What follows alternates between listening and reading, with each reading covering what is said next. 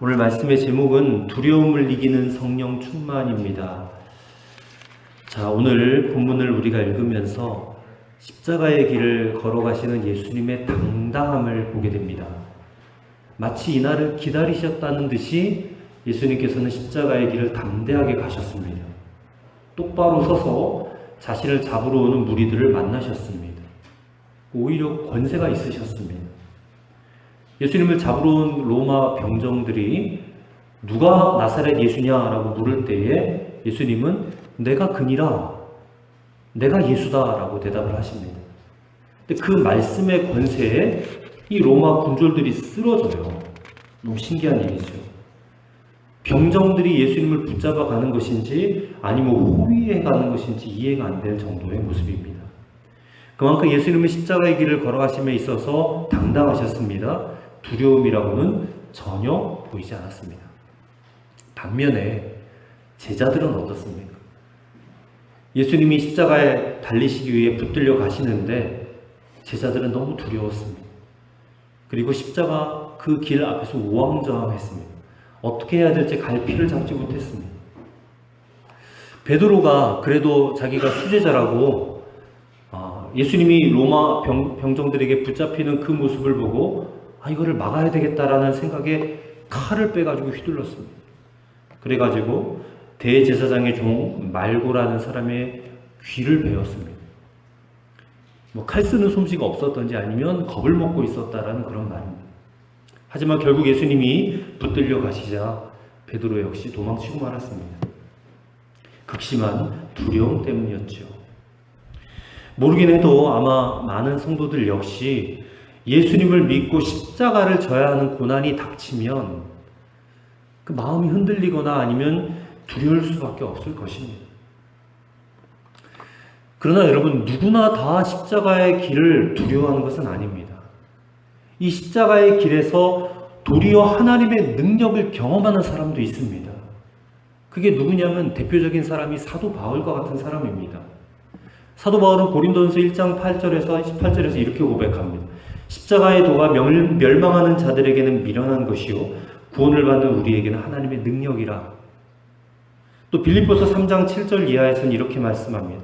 그러나 무엇이든지 내게 유익하던 것을 내가 그리스도를 위하여 다 해로 여길 뿐더러 배설물로 여김은 그리스도를 얻고 그 안에서 발견되려 함이니 오직 내가 그리스도 예수께 잡힌 바 된 그것을 잡으려고 달려가노라 그랬습니다.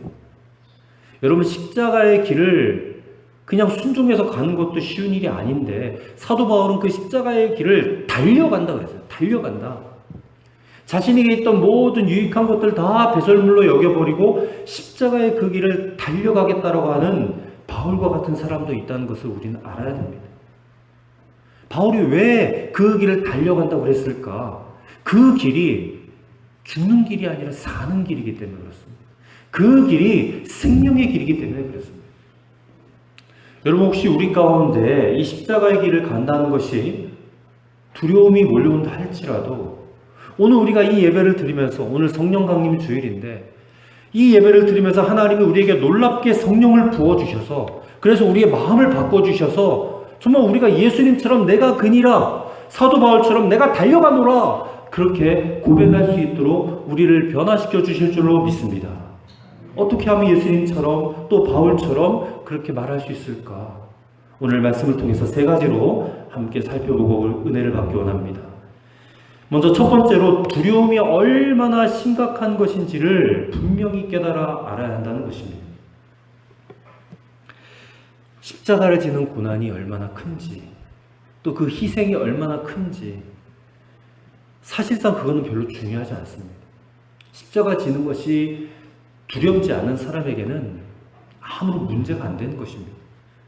말씀드렸듯이 그 길이 사는 길이고 생명의 길이기 때문에 또 하나님의 능력을 경험하는 길이기 때문에 아무 문제가 안 돼요. 그러나 마음에 두려움이 있는 사람은 그 길이 아무리 작은 길이라 할지라도 그 길을 갈 수가 없을 것입니다. 그런데 여러분, 실제로 두려워할 만한 어떤 것이 있기 때문에 두려운 게 아니라는 것입니다. 왜 우리가 두려워하는지 아십니까? 두려움이 영 때문에 그래요. 두려움의 영 때문에. 만약에 우리가 어린아이라면 혼자 막 캄캄한 밤길을 걸어가는 건 굉장히 두려울 것입니다. 또 우리가 조금만 나이가 들어도 혼자 걸어가는 거 아무것도 아니지 않습니까? 그러니까 사실 두려움이 어떤 실제가 있어서 두려운 게 아니다라는 것입니다. 두려움의 영 때문에 두려워진다는 것입니다. 두려움이 여러분 얼마나 심각한 문제인지 우리가 알아야 됩니다. 그 심각성을 잘 모르기 때문에 별로 대수롭지 않게 여기는 것 같아요. 두려움이라는 것은. 계시록 21장 8절 말씀이 우리에게 심각한 생각을 하게 합니다.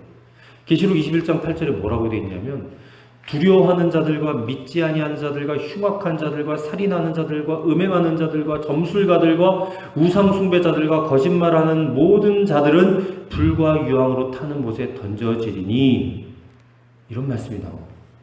여기서 가장 첫 번째 나오는 사람이 뭐냐? 두려워하는 사람이에요. 불과 유황이 타는 못에, 즉 지옥에 던져지는 가장 첫 번째 사람이 누구예요? 두려워하는 사람이라는 것입니다. 아니, 두려워하는 게 뭐가 그렇게 큰 죄이기 때문에? 두려움이 큰 죄라는 거예요. 왜 큰 죄인지 아십니까? 두려움은 믿음의 반대말이기 때문에 그렇습니다. 즉 믿지 않는 자라는 것입니다. 믿지 않는 자. 두려워하는 사람은 핍박과 환난을 두려워해서 예수 그리스도를 끝까지 따라가야 되는데 그러지 못하고 중간에 뒤돌아서서 떠난 자들을 말하는 것입니다. 왜 예수님을 끝까지 쫓아가지 못하는 것입니까? 예수님을 끝까지 따르자고 하니까 겪어야 될 고생이 너무나 많아요. 또 희생해야 될 게 너무나 많아요. 져야 될 십자가가 너무 무겁기 때문에 그래요. 그게 너무 부담이 돼서 그렇다는 것입니다. 우리 안에는, 우리 내면에는 편안하고 안락하게 살고자 하는 욕망들이 다 있어요. 근데 예수님의 십자가의 그 길은 편안하고 안락한 삶과는 완전히 반대되는 삶이니까 그게 너무 싫어요. 그래서 중간에 돌이키는 사람들, 그런 사람들이 바로 두려워하는 사람들이라는 것입니다.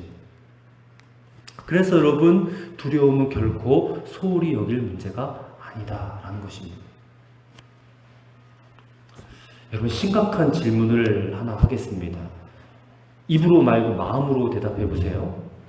여러분은 예수님과 끝까지 동행하기 위하여 굶어도 좋고 망해도 좋고 죽어도 좋습니까? 마음으로 한번 대답을 해보시기 바랍니다. 굶어도 좋고 망해도 좋고 죽어도 좋습니까? 사실 마음에 두려움이 생길 수밖에 없을 것입니다. 정말 나한테 그런 일이 일어날까? 그런 일이 일어나면 난 너무 두려울 것 같아. 내가 굶는 일이 있고 망하는 일이 있고 설령 내가 죽는 일이 있다 할지라도 그곳에 예수님이 계시는 곳이다라면, 그리고 주님이 가시는 그 길을 내가 가야만 한다면 그 길을 가야 되지 않겠는가? 여러분, 우리 안에 굶을까 두렵고 망할까 두렵고 죽을까 두렵다면 아직 우리는 예수님을 온전히 믿는 것이 아닙니다. 두려워하는 마음으로는 끝까지 예수님과 동행할 수가 없습니다. 여러분, 내가 예수님을 진실로 믿는다고 하면 우리 안에 두려움은 반드시 사라지게 되어 있습니다. 주님께서 성도들 마음에 자연스럽게 들어오는 그 두려움을 물리쳐 주실 수 있기 때문에, 제거하여 주실 수 있기 때문에 우리가 진실된 믿음이 있다면 두려움은 사라지는 것이 정상이라는 것이.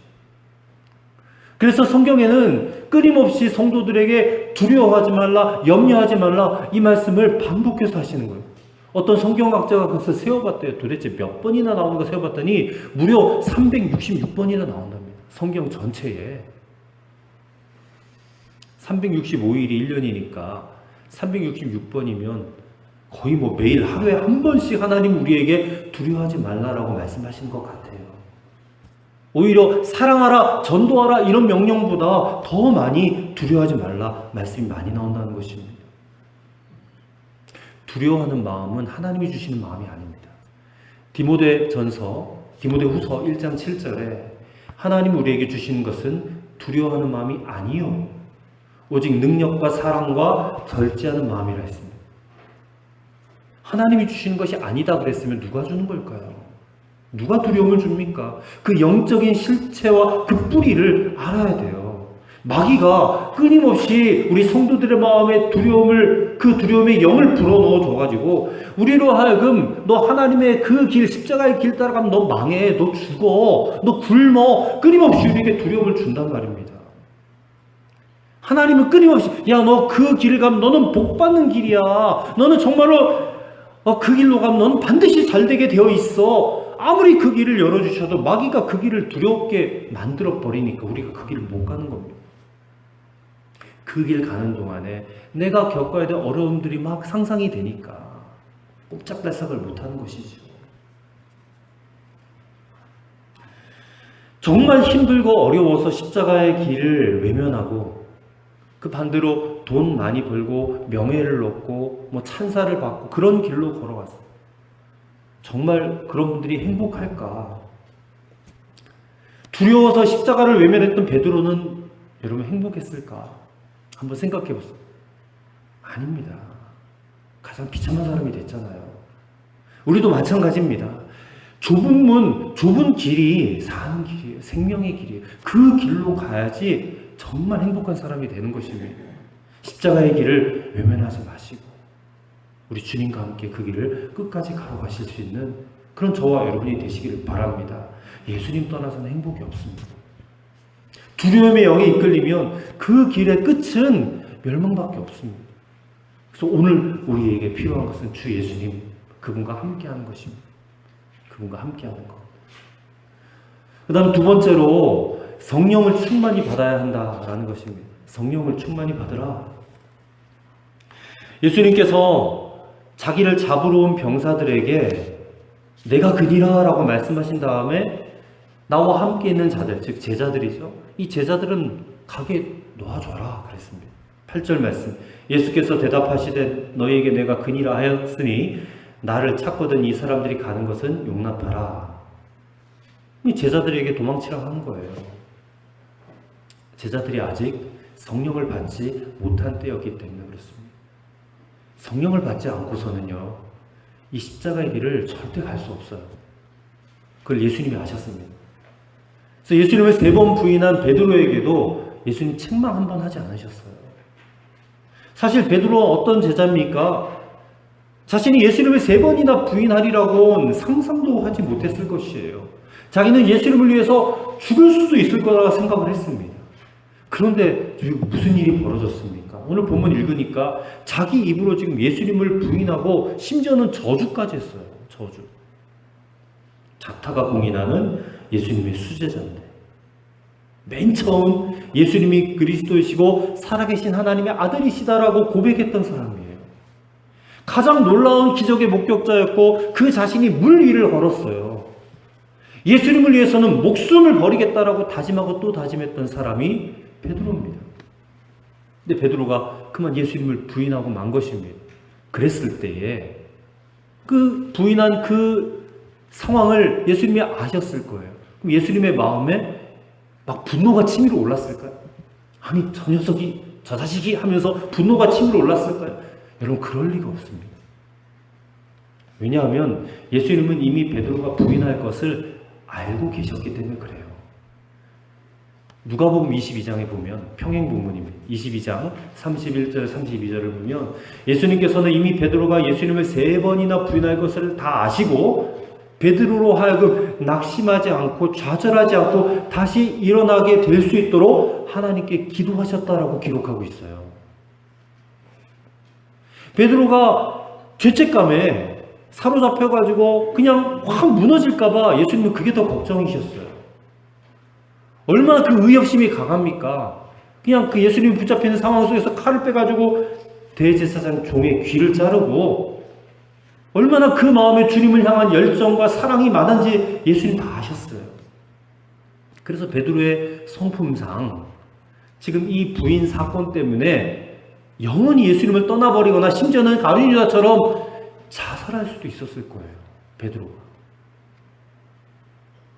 그러므로 베드로가 예수님을 부인하는 순간에 예수님은 베드로에게 용서를 전하고 싶으셨을 것입니다. 여전히 나는 너를 사랑한다라는 말씀을 하고 싶으셨을 것이에요. 베드로야 괜찮아. 내가 너 이미 그렇게 될 거라고 말하지 않았느냐. 그럼에도 불구하고 나는 너를 여전히 사랑한단다. 너 다시 일어나야 돼. 너 돌이킨 다음에 내 형제를 굳게 해야 돼. 굳건히 세워야 돼. 베드로가 예수님을 3번 부인하고 그렇게 실패자로 생을 마감했습니까? 우리가 다 알다시피 그러지 않았습니다. 알다시피 베드로는 위대한 사도로 인생을 마쳤습니다. 그렇게 죽음이 두려웠던 베드로가 당당하게 순교자의 반열에 오르지 않습니까? 베드로의 삶은 영광으로 끝났습니다. 그가 스스로 노력해서 그렇게 된 것입니까? 아닙니다. 예수님께서 그를 회복시켜 주신 것입니다. 막연하게 베드로를 변화시켜서 회복시켜 주겠다 하신 것이 아닙니다. 성령으로 그렇게 해주시겠다는 거예요. 성령으로. 그래서 지금 십자가의 길 앞에서 실패자처럼 되어버렸던 제자들에게 너희는 성령을 기다리라 라고 말씀을 주신 것이에요. 성령을 주시는 것. 그것이 베드로를 또 제자들을 또 이 시간 이 자리에 예배를 드리는 우리를 승리자가 되게 하시는 하나님의 방법인 줄로 믿으시기 바랍니다. 성령을 받으라. 오늘 성령 강림 주일인데 이 성령 받으라라는 말씀처럼 참 막연한 말씀이 없어요. 예수님께서도 성령을 받으라라고만 말씀하셨지 언제까지 기다려야 돼? 또 어떻게 기다려야 돼? 라는 그런 말씀도 명확하게 하지도 않으셨어요. 어디 가서 기다려라는 말씀도 안 해요. 그냥 예루살렘에서 그렇게 기다리라는 거예요.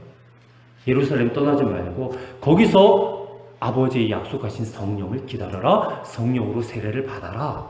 그 말씀만 하셨어요. 그리고는 승천하신 것입니다. 사도행전 2장에 가보면 120명의 문도가 제자들이 마가의 다락방에 모였습니다.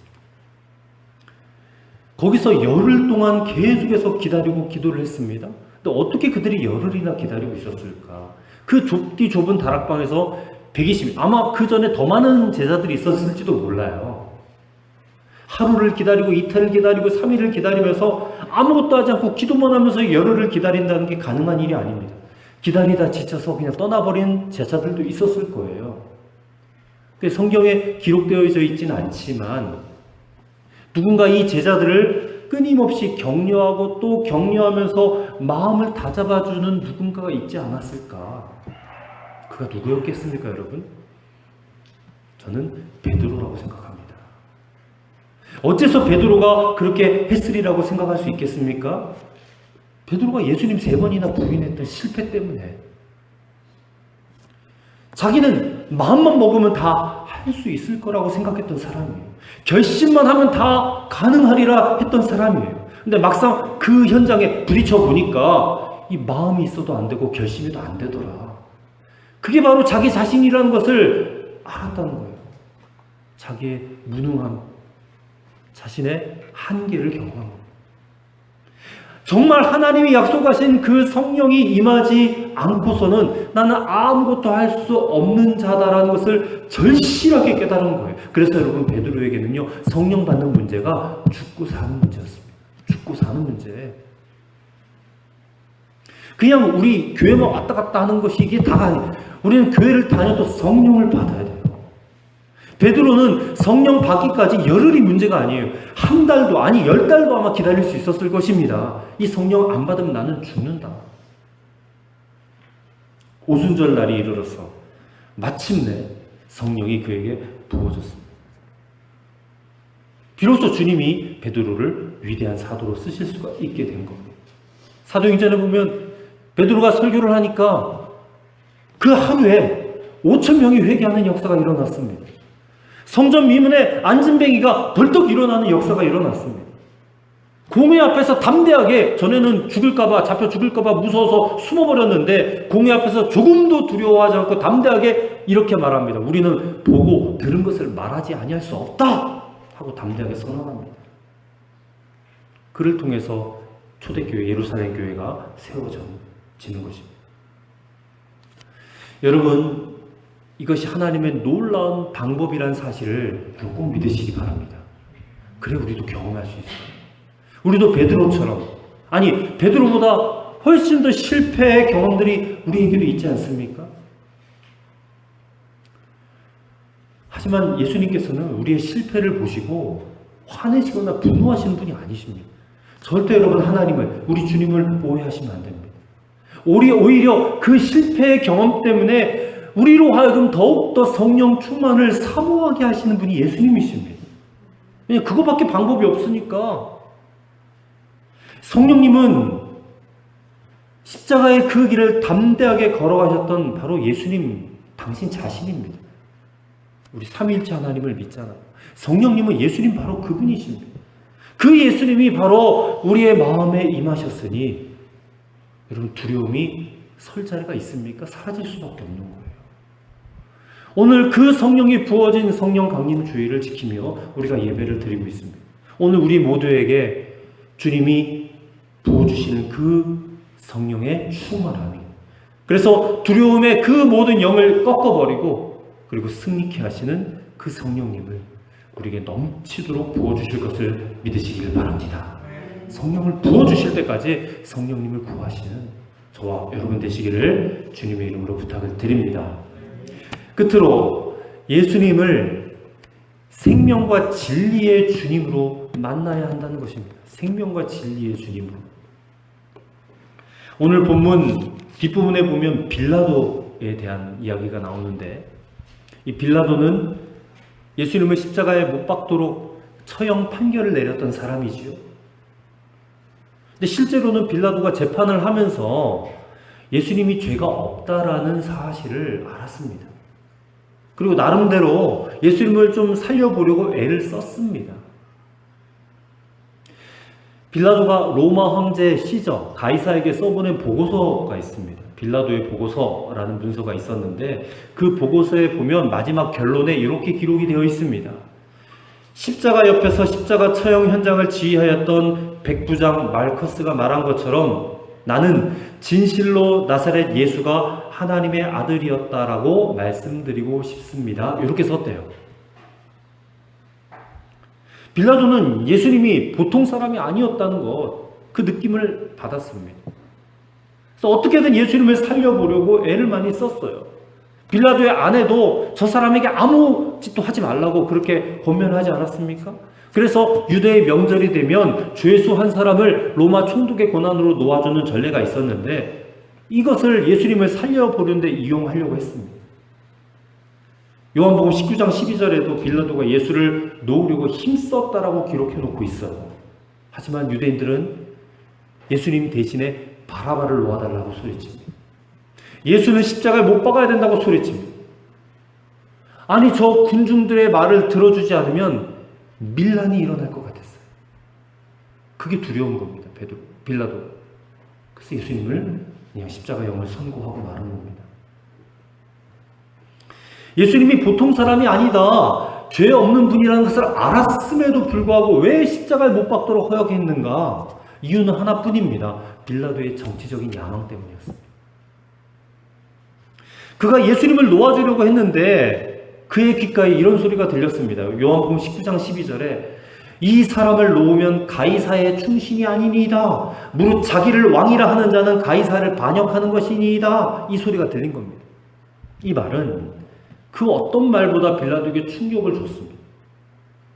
지금 자신은 어떻게 하든지 간에 가이사의 충성스러운 신하라고 하는 인정을 받아야 되는데 지금 자기가 내리는 그 판결이 가이사에게 반역하는 일이다라고 지금 외치는 그 소리를 들으니까 덜컥 겁이 난 겁니다.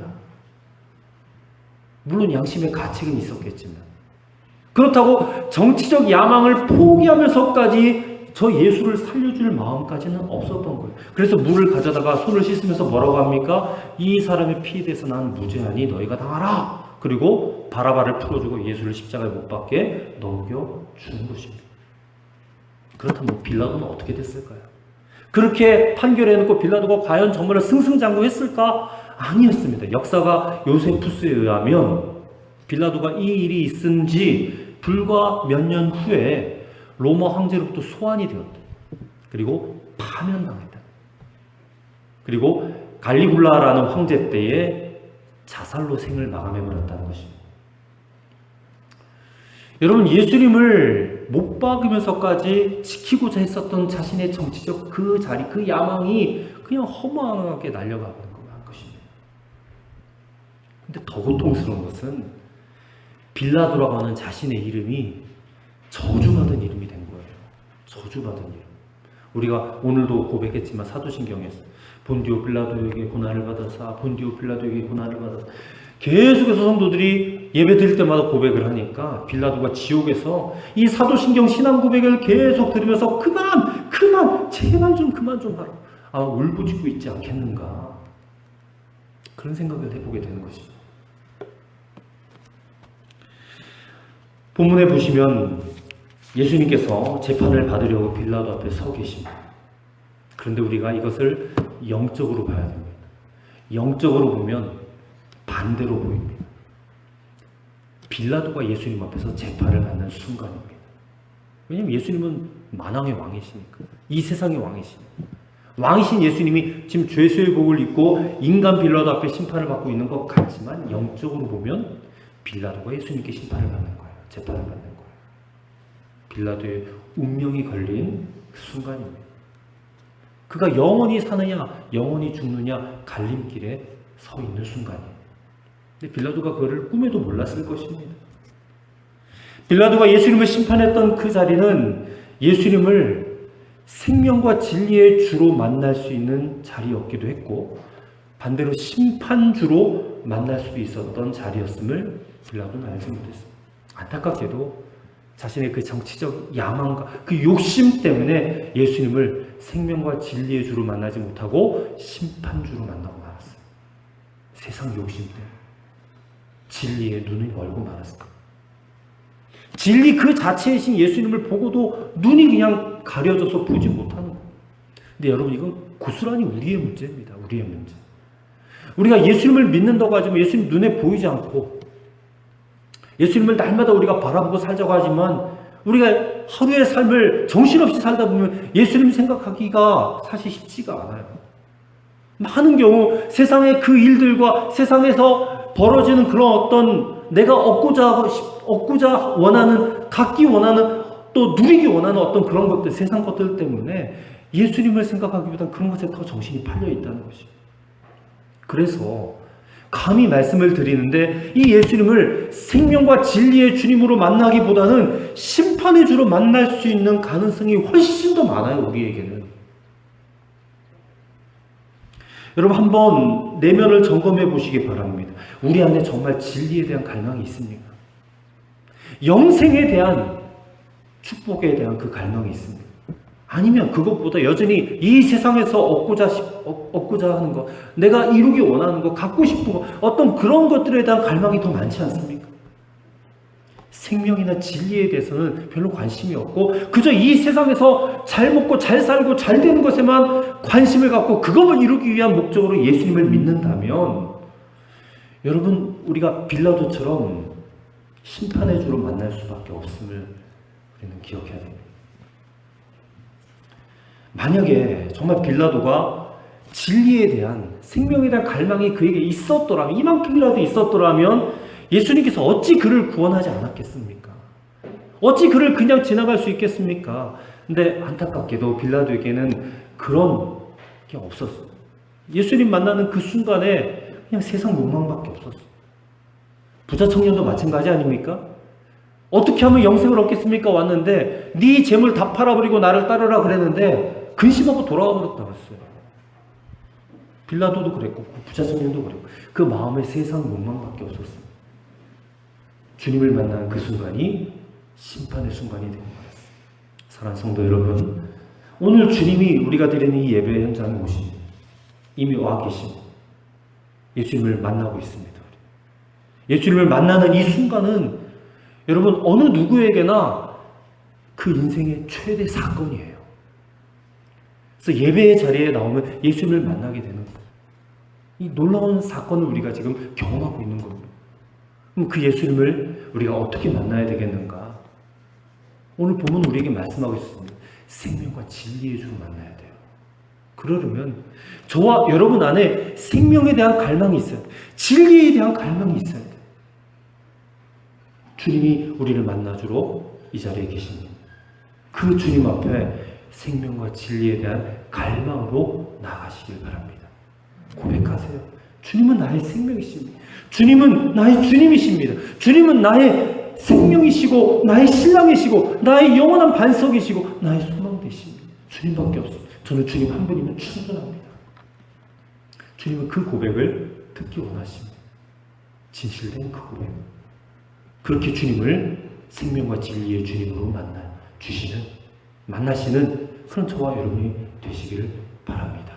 심판주가 아니라 생명과 진리의 주로 만나야 우리의 삶에 소망이 있는 것입니다. 기도하겠습니다.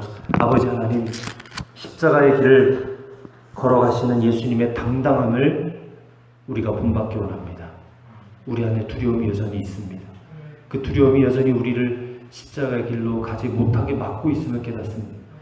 두려움의 그 실체, 그 영적인 실체를 보게 하여 주시고 그 영적인 모든 두려움의 영들을 물리쳐 주시는 성령의 충만함을 받게 하여 주시옵소서. 오늘 이 자리에 우리를 만나주러 오신 예수 그리스도를 생명과 진리의 주님으로 만나게 하여 주시옵소서. 생명과 진리에 대한 갈망함을 우리에게 허락하여 주옵소서. 예수님의 거룩하신 이름으로 기도하옵나이다. 아멘.